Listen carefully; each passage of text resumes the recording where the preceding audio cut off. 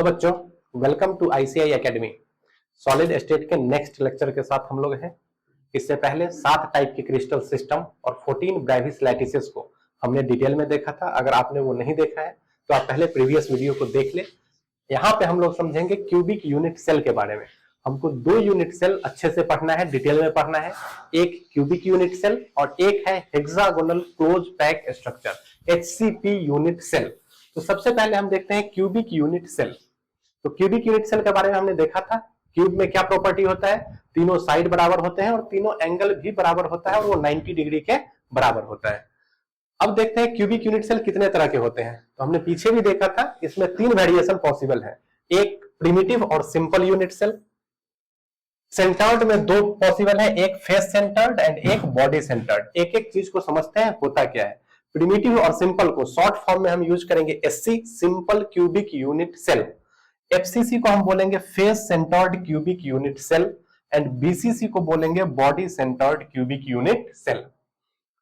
तो प्रिमिटिव और simple unit cell जो होता है उसमें एटम्स सिर्फ और सिर्फ कॉर्नर पे प्रेजेंट होंगे। जैसे अगर हम एक क्यूब बनाते हैं, ये अपना क्यूब है, तो अगर सिंपल यूनिट सेल होगा, जब भी वर्ड आए प्रिमिटिव या सिंपल किसी भी क्रिस्टल लैटिस में, तो वहां पे जो एटम प्रेजेंट होंगे वो ऑलवेज सिर्फ और सिर्फ कॉर्नर पे ही प्रेजेंट होंगे। एटम को हम मान के चलते हैं वो स्फेरिकल होता है और जो क्रिस्टल लैटिस है वो कैसा है हमारा, क्यूबिकल। तो इस क्यूब के 8 कॉर्नर पे 8 एटम प्रेजेंट होंगे। अगर इस तरह से 1 2 3 4 5 6 7 8, तो इस तरह का जो लैटिस है इसको बोलते हैं हम लोग सिंपल क्यूबिक यूनिट सेल। क्यों? क्योंकि क्यूबिक क्रिस्टल लैटिस है और एटम कहां प्रेजेंट है, सिर्फ और सिर्फ कॉर्नर पे। तो सिंपल या प्रिमिटिव। सेंटर्ड यूनिट सेल अगर होता है तो सेंटर्ड यूनिट सेल में कॉर्नर पे एटम तो प्रेजेंट होंगे ही होंगे, इसके अलावा भी और जगह प्रेजेंट होते हैं, वो अलग नाम से पता चलेगा। जैसे फेस सेंटर्ड की बात करें तो कॉर्नर के अलावा क्यूब के जो 6 फेस होते हैं उस फेस के सेंटर पे होंगे। बॉडी सेंटर्ड की बात करें तो कॉर्नर पे तो होंगे ही, एक एटम बॉडी के सेंटर में होगा। तो उस तरह से इसका नामकरण किया गया है, simple, primitive, face centred and body centred. एक एक यूनिट सेल को हम लोग देखेंगे डिटेल में। आगे बढ़ते हैं। एक हेडिंग देते हैं,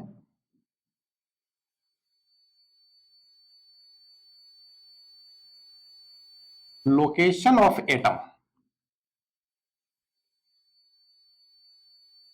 और इधर लिखेंगे shared by cubes. Shared by cubes, कितने क्यूब के द्वारा शेयर किया गया जाएगा। क्योंकि हम जानते हैं यूनिट सेल क्रिस्टल लैटिस का एक छोटा सा हिस्सा होता है।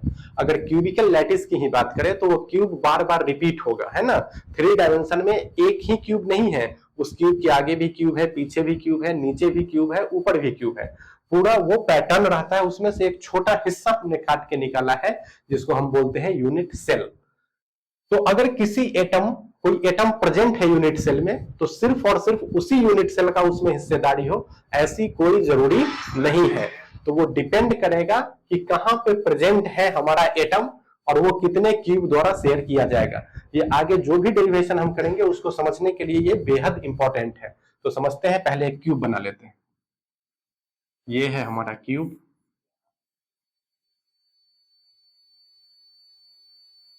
सपोज कोई एटम जो है, लोकेशन ऑफ एटम वो है कॉर्नर पे।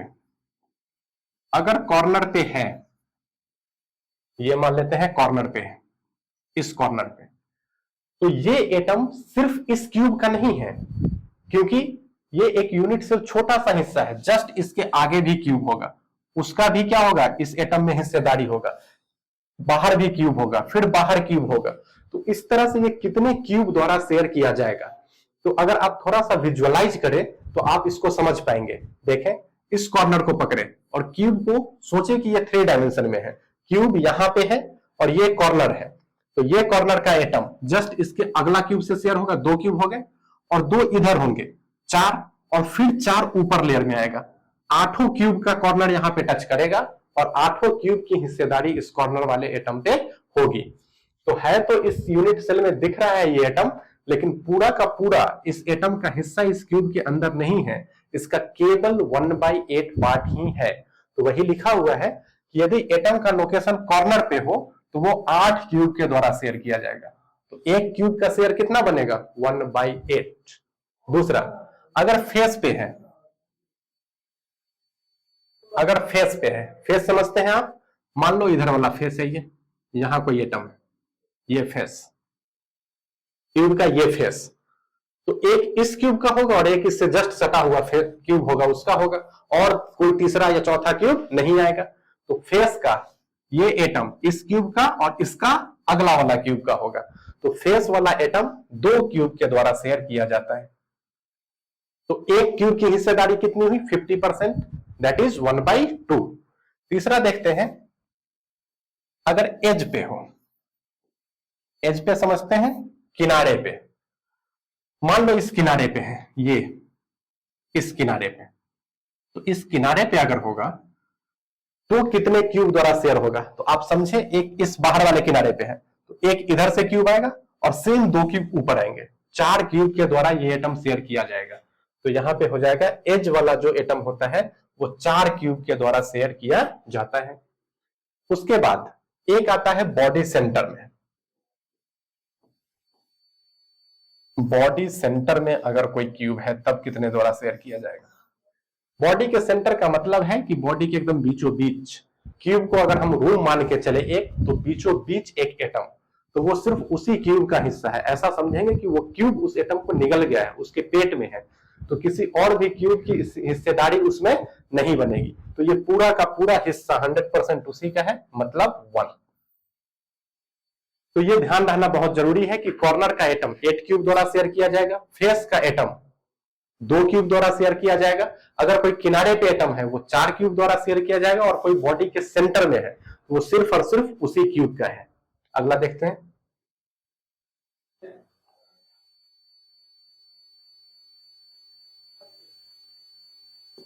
हेडिंग देते हैं नंबर ऑफ एटम्स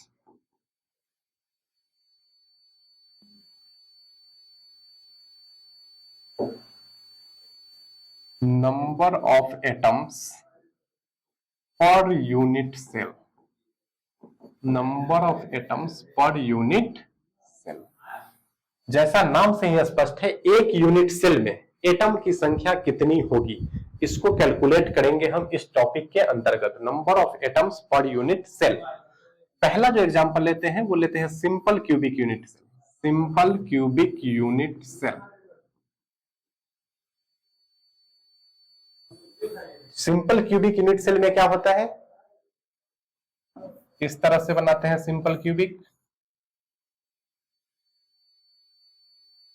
जब नाम ही सिंपल है तो एटम सिर्फ और सिर्फ कहां प्रेजेंट होंगे? कॉर्नर पे। दिखा देते हैं,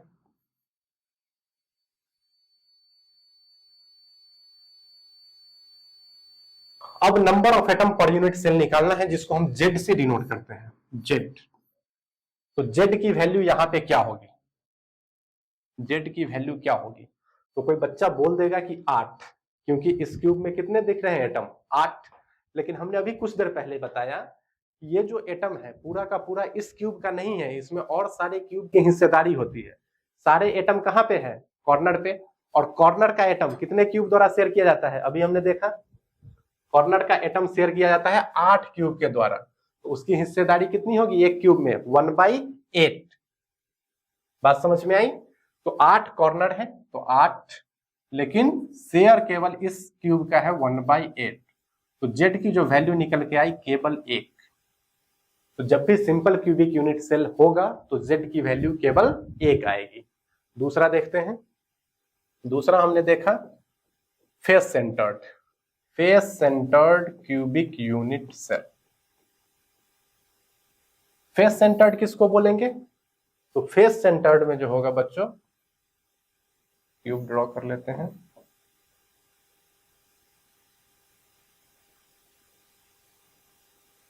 कॉर्नर पे तो एटम होंगे ही होंगे, 1 2 3 4 5 6 7 8। और क्यूब में कितने फेस होते हैं? तो टोटल 6 फेसेस होते हैं। अगर आप रूम में हैं तो इमेजिन कर सकते हैं, एक फर्श होगा, एक छत होगा, और हमारे चारों तरफ 4 दीवार हैं। तो ये जो फेसेस हैं उसके सेंटर पे, जैसे फर्श के सेंटर पे एक छत के सेंटर पे और चारों दीवार के सेंटर पे भी क्या है, एटम है, फेस के सेंटर पे। यहाँ पे अगर हम दिखाना चाहें तो दिखा सकते हैं, ये छत का, ये फेस नीचे फर्श का, ये इस दीवार का, फिर उस दीवार का। अब एक दीवार पीछे है तो एक यहां लिखेंगे और एक दीवार आगे है तो ये यहां देंगे। इस तरह से व्यवस्थित होते हैं atom face centred unit cell में।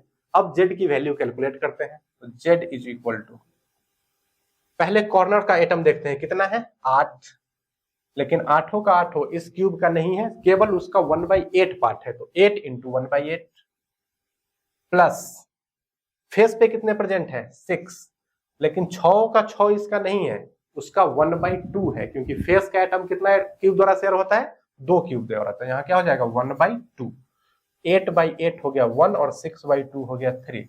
यहाँ जेड की वैल्यू निकल के आई 4। तो फेस सेंटर्ड में number of atom per unit cell कितना निकल के आता है, 4। एक और टाइप का बच गया जिसको हम लोग बोलते हैं बॉडी सेंटर्ड, वो भी देख लेते हैं। Body centred cubic unit cell, BCC.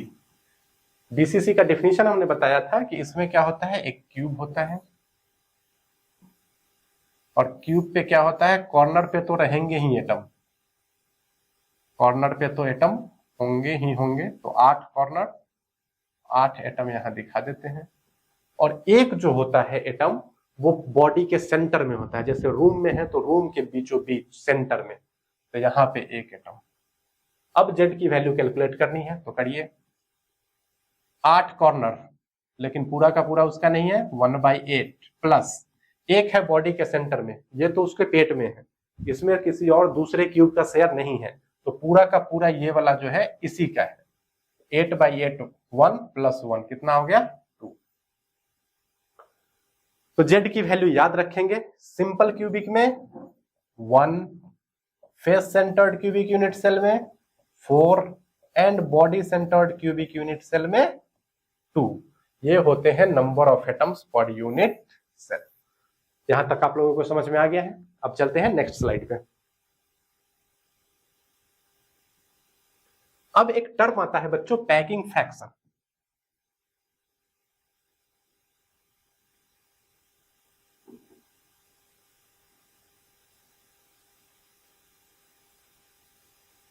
Heading देंगे पैकिंग फ्रैक्शन, जिसको हम लोग शॉर्ट में P.F भी कहते हैं, P.F, पैकिंग फ्रैक्शन।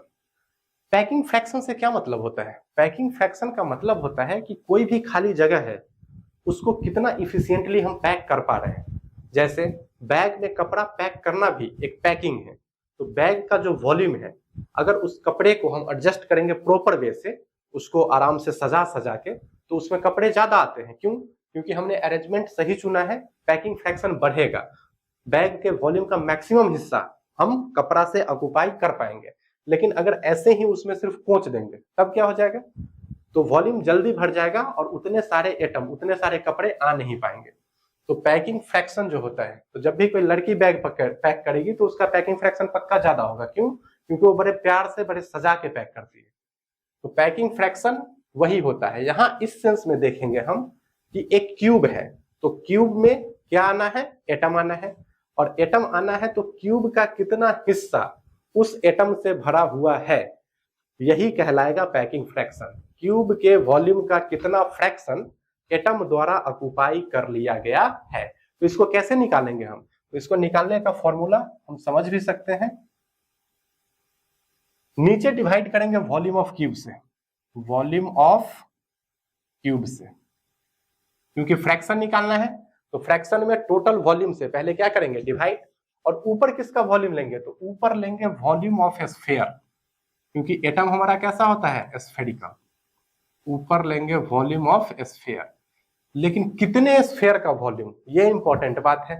एक स्फीयर का वॉल्यूम, 2 स्फीयर का वॉल्यूम, तो ये कौन बताता है, इसकी जानकारी देता है जेड।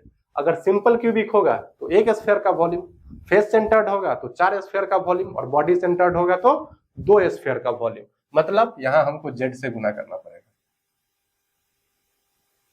सॉरी, ये जेड नहीं है, ये पैकिंग फ्रैक्शन हम लिख रहे हैं, पैकिंग फ्रैक्शन। तो पैकिंग फ्रैक्शन का यही फॉर्मूला निकल के आ गया, Z into volume of sphere divided by volume of cube. अब आसानी से हम कैलकुलेट कर पाएंगे पैकिंग फ्रैक्शन। तो पहला जो है वो फिर से वही करते हैं, सिंपल क्यूबिक के लिए पैक करते हैं, सिंपल क्यूबिक के लिए पैकिंग फ्रैक्शन। सिंपल क्यूबिक में क्या होता है, एक बार फिर से फोटो बना लेते हैं।